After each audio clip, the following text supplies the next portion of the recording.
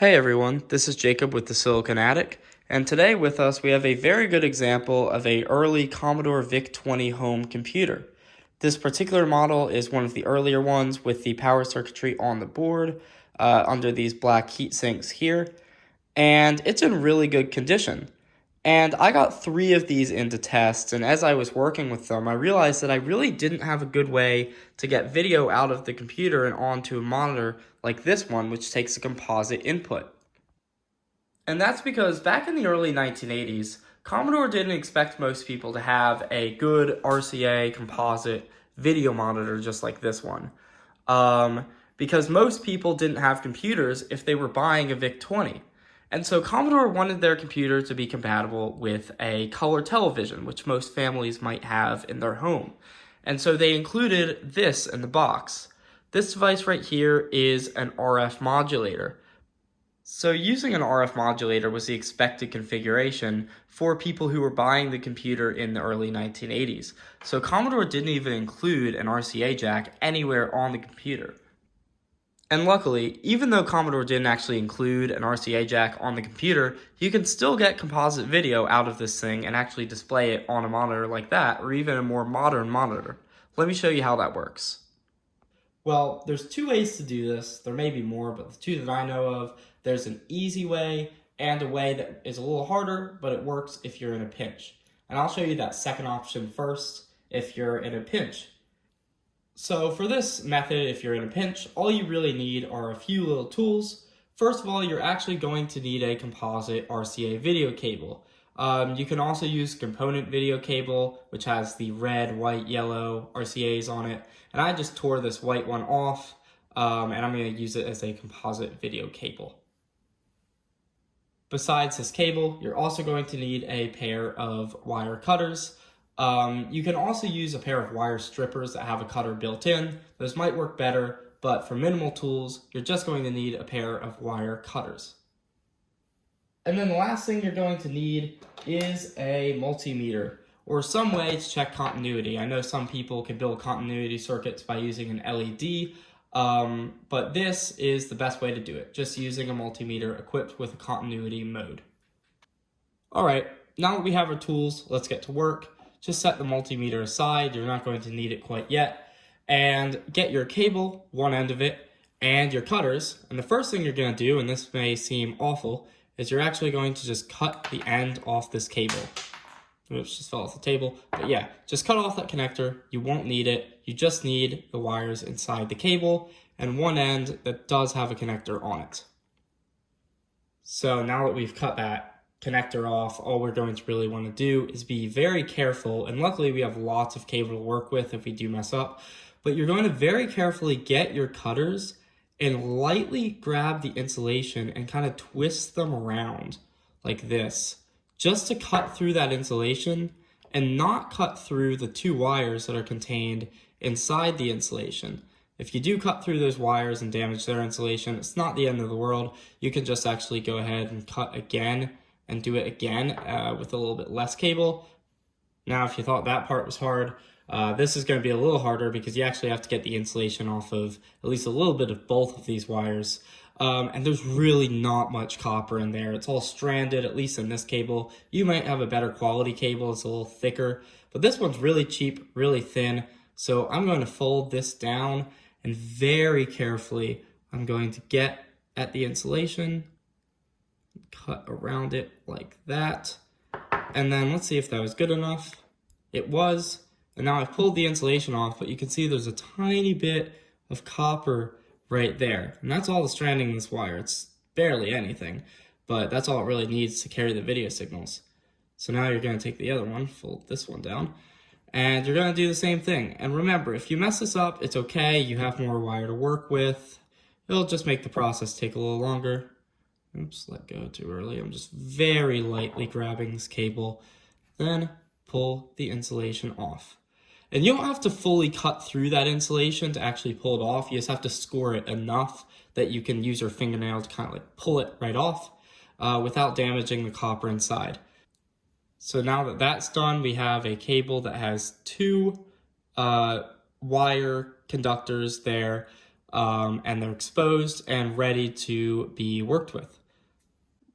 So now that we have cut this insulation off and prepared the wire, now our multimeter comes in, because on most cables you can't actually tell which conductor goes to which pin on here, whether it's the outside, the grounding shield, or the pin that actually carries the data.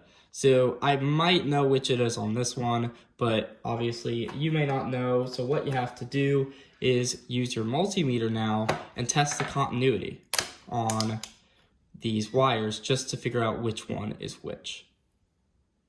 So it's a little bit annoying to do. What you actually have to do is make sure that you set it into continuity mode. Mine was not. Make sure that these actually are working. You know, you don't want to get in there and figure out it's not getting continuity because your multimeter was broken.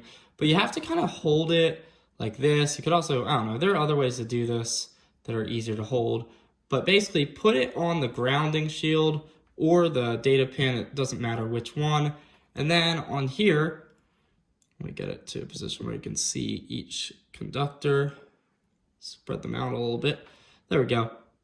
Tap each one. So blue, there we go. Oh, I'm getting some signal there. Tap white as well. If I can see it, there we go. And I'm not getting anything on the white. Just gonna do it again just to make sure. So nothing on the white. On the blue, I am getting continuity. It's kind of a bad connection, but I can definitely tell that it's only happening on the blue and not the white. So therefore, this grounding shield is connected to the blue wire. And if we had more wires in this cable, we would have to test each one. But because there's only two, we can tell that blue is ground, and therefore the white cable is the data pin. Okay, so now that we've made our very sketchy cable, we can actually put it to use.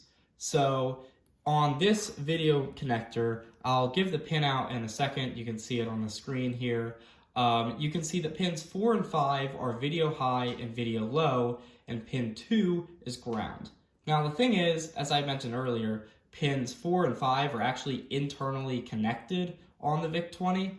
I'm not sure why, but in the schematic it shows that, and I have proven that. So either pin 4 or 5 will work, and you can see that pins 4 and 5 are here and here, right next to the ground, which is pin 2 in the middle there. So you can use either one of those for your video signal. Okay, so now that we figured out which pins to use, I'm actually going to go ahead and get my cable. I'm actually going to go ahead and pull this a little bit. This insulation is so weak that you can kind of pull these out, get a little bit of space between them so that you have room to work.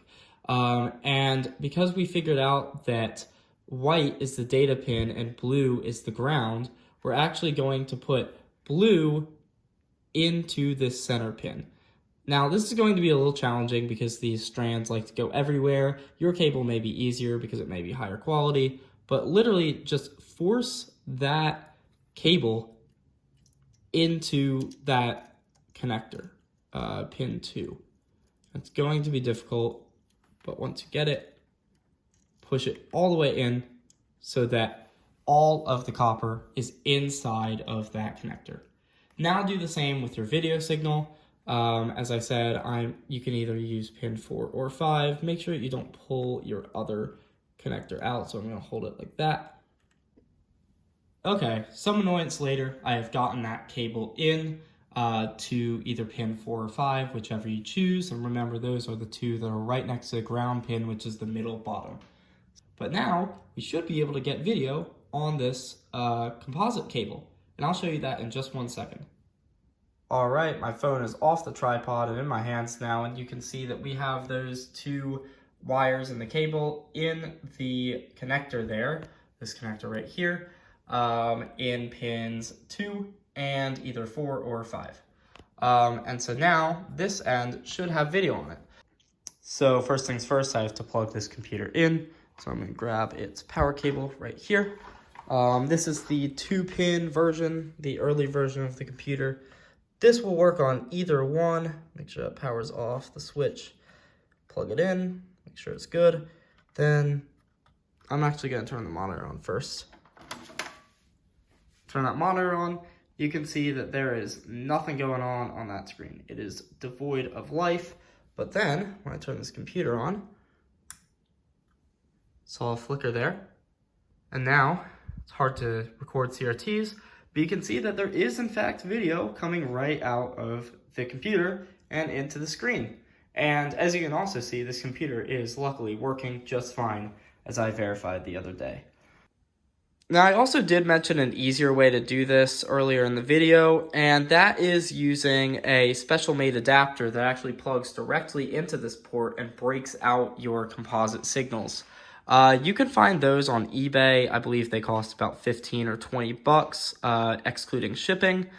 But this method here is really great if you just want to get video out really quick, if you don't have one of those on hand and don't want to wait for one of those to come in the mail. So thank you all for watching. This was Jacob from the Silicon Attic, and I hope that this was really helpful with your VIC-20 or similar Commodore computer.